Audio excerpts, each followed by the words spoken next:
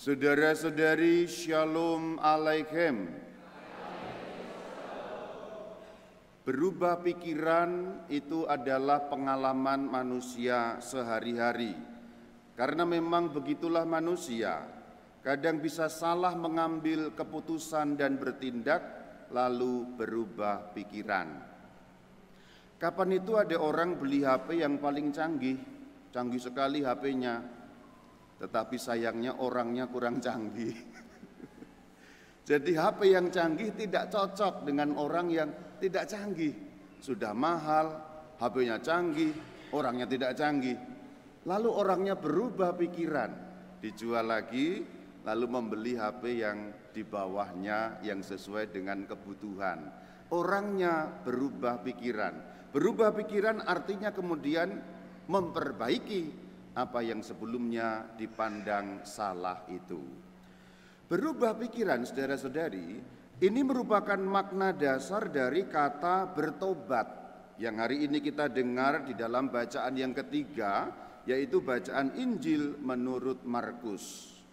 Jadi kalau kita melihat kata bertobat dalam arti aslinya, itu kalau diterjemahkan secara mudah itu adalah berubah pikiran. Kenapa begitu? Karena kalau kita mendengarkan kata bahasa Indonesia bertobat, tobat, bertobatlah, ini kan bahasa Indonesia terjemahan. Kalau kita membaca Alkitab bahasa asli, tidak ada bunyi bertobat, sebab Alkitab bahasa asli bunyinya dalam kata bahasa Yunani. Kata yang diterjemahkan bertobat, bunyi dalam bahasa aslinya adalah metanoite. Metanoite diterjemahkan bertobat. Kata metanoite itu akarnya dari kata metanoia. Metanoia kalau dipecah itu dua kata akarnya, meta dan nous. Meta dan nous itu menjadi kata metanoia. Metanoite bertobatlah, tapi artinya berubahlah pikiranmu. Meta itu artinya setelah atau dibalik, nah kemudian nous itu pikiran. Jadi bertobatlah berarti berubah pikiran. Apa maksudnya berubah pikiran? Berubah pikiran supaya tindakannya menjadi benar.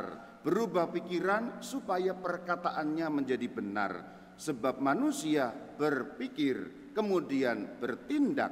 Manusia berpikir kemudian berkata-kata. Kenapa mulai dari pikiran?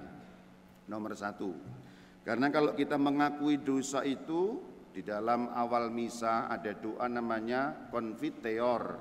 Dalam bahasa Indonesia saya mengaku. Yang diakukan ada bagiannya tiga, yaitu pikiran, perkataan, dan perbuatan. Memang ada kelalaian, tapi kelalaian ini bisa menyangkut ketiga-tiganya. Tapi intinya ada tiga, yaitu pikiran, perkataan, dan perbuatan. Kita kalau mau berbuat salah itu mulai dari pikiran, saudara-saudari. Dan setan, roh jahat, menyerangnya pertama-tama dari pikiran. Yang diserang oleh godaan, sebagaimana yang diceritakan dalam kitab Injil Markus sebagai bacaan ketiga tadi, dikatakan Yesus dicobai oleh iblis. Pertama-tama serangan iblis terkena pada pikiran. Jadi kalau ada godaan iblis, godaan setan, itu yang diserang adalah pikiranmu. Maka pikiran diperbaiki supaya kemudian tindakan dan perkataan menjadi benar. Rama Bayu, apakah orang bisa berdosa dengan pikiran? Jawabannya bisa dan sering. Justru malah dalam hidup kita sehari-hari ini kemungkinan besar kita lebih sering berdosa dengan pikiran daripada berdosa dengan perkataan. Dan bahkan di tempat yang suci sekalipun kamu bisa berbuat dosa loh. Ini di tempat yang suci, di tempat yang kudus, bahkan sedang melakukan acara yang suci, kamu bahkan bisa berdosa dengan pikiranmu. Contoh ya di gereja ini.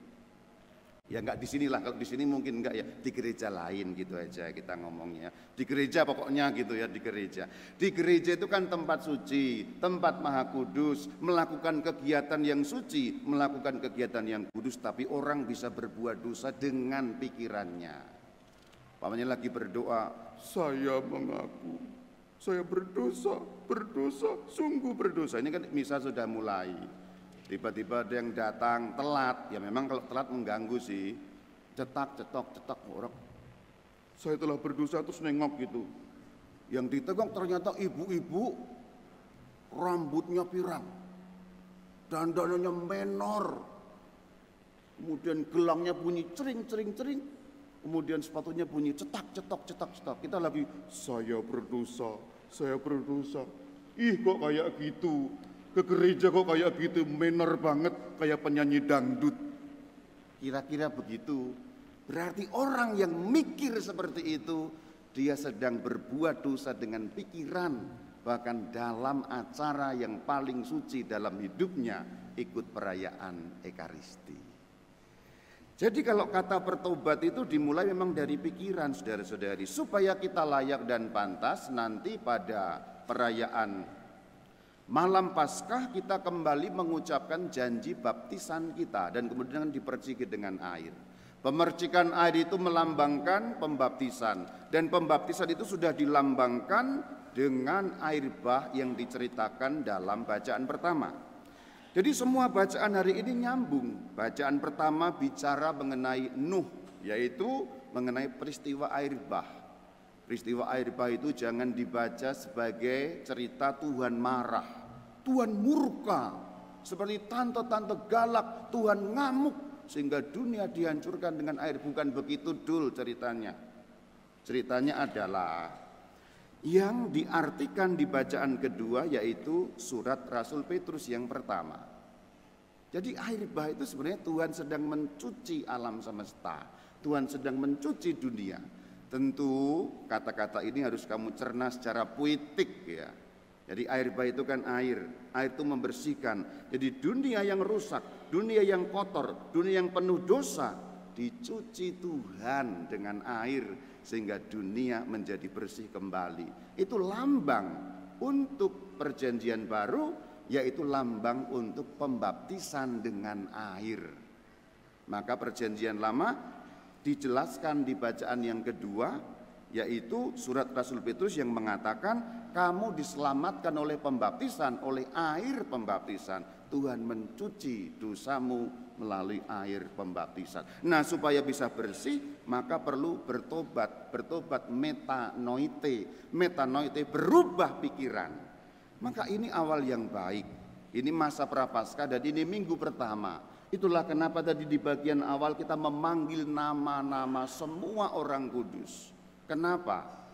Orang kudus ini kakak kelas kita. Ibaratnya kalau pakai bahasa sekolah, seperti bahasanya Pak Ambar itu, kita sudah lihat kakak-kakak kelas yang sudah berhasil lulus. Siapa kakak kelas yang sudah lulus? Orang-orang kudus yang sudah menata pikirannya dengan benar, perkataannya dengan benar, tindakannya dengan benar. Maka kita panggil mohon pertolongan. Kenapa?